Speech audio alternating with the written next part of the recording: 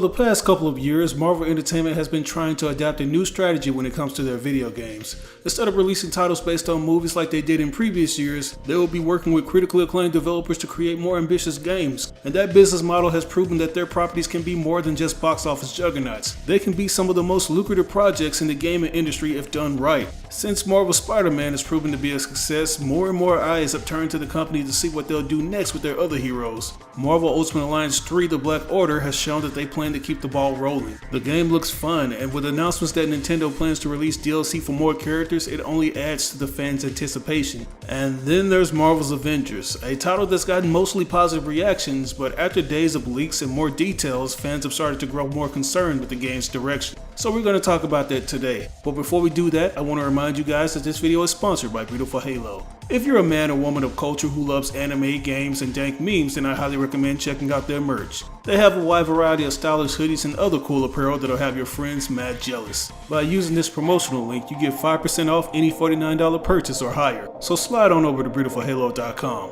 The link will be in the description. So there's no need to explain what's going on here, like Crystal Dynamics is getting a ton of backlash on Marvel's Avengers. Despite the fact that they've announced that every new character and level will come at no additional cost and that the game wouldn't feature egregious pay-to-win scenarios or loot boxes, there were still some who voiced their concerns, and most of it was due to the fact that the character designs left more to be desired and the gameplay was pretty much non-existent if you didn't have access to the behind closed doors demonstration. Now, although I took issue with some of the characters' faces and the designs, I thought the graphics looked beautiful. I would go so far as to say the graphical fidelity looked better than Marvel Spider-Man in some cases. There is heavy emphasis on the ambient occlusion, and the high dynamic range lighting looks like it's going to be even crisper on 4K televisions. But it's just the funky looking faces and hair that had a majority of you guys on the fence, which is totally understandable. You have a right to vent your frustration when you think a development team can do better. But I think some of the reasons for this overall backlash have been unfair assessments. I've seen comments saying that the characters look nothing like how they do in the comics, and that the game's graphics are so bad that it looks like a mobile game. These, in my honest opinion, are some of the most bogus claims I've ever heard. Like, some of you must have Mr. Fantastic's powers, because you claiming that Marvel's Avengers is on the same level as a mobile game is a huge stretch. The game doesn't look that bad. It doesn't really look bad at all.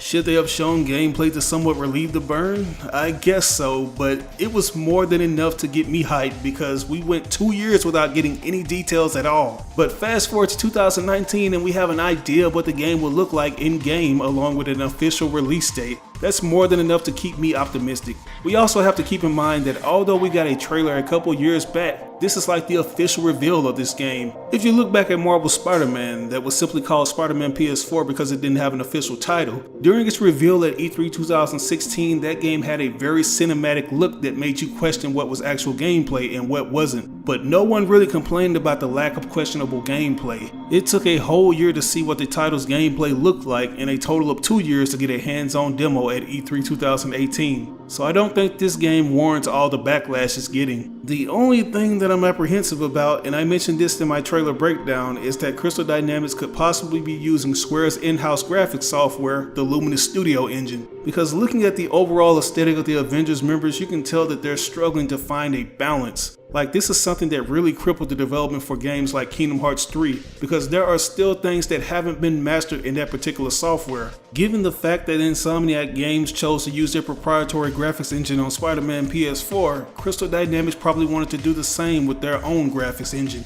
But that's just me. I still think there's time to fix the weird looking faces and hair because this is nothing new when it comes to video games. We've seen NetherRealm Studios make minor changes to characters like Supergirl and Aquaman in Injustice 2. Even Insomniac Games made alterations to Spider-Man's suit in Marvel Spider-Man. So there's still a strong possibility that Crystal Dynamics will at least fix the faces and hair for the Avengers, or so we thought. According to various sources, Marvel Avengers creative director Sean Sky pretty much shot down rumors of potential design changes. He says, and I quote, "We are always listening to and welcome to feedback from our community. There are currently no plans to change our character designs. The level of detail and overall polish of the character models will absolutely continue to improve as we get closer to launch." So there's different ways of looking at this. For the most part, fans have been critiquing the designs of the characters' suits. Some of the most harped on examples would have to be Thor's costume, which looks too busy, and Captain America's costume that obviously makes him look like an average Joe in riot gear. Besides the designs, those are pretty much the things that everyone seems to have a problem with. But some, including myself, have admitted that since this game will feature customization, it really won't have a negative effect on our experiences with the game. And I think that's why Sean Sky is saying that there will be no changes made to the designs, at least for the costumes. If you look at the other part, he says that the detail and overall polish of the character models will be improved upon. This gives me every incentive to believe that the models themselves will be given facelifts in some form or capacity. While the overall aesthetics for the Avengers aren't going to change, we gotta remember that everything we've seen is from the pre-alpha build. Same goes for the leaked gameplay we've seen. I don't want to dive too deep into this because I don't particularly like exposing too much on unfinished titles, but based on some of the things I could see, I think the game will be good, especially given the amount of time the devs have to polish it up until the big release. You can really see the potential.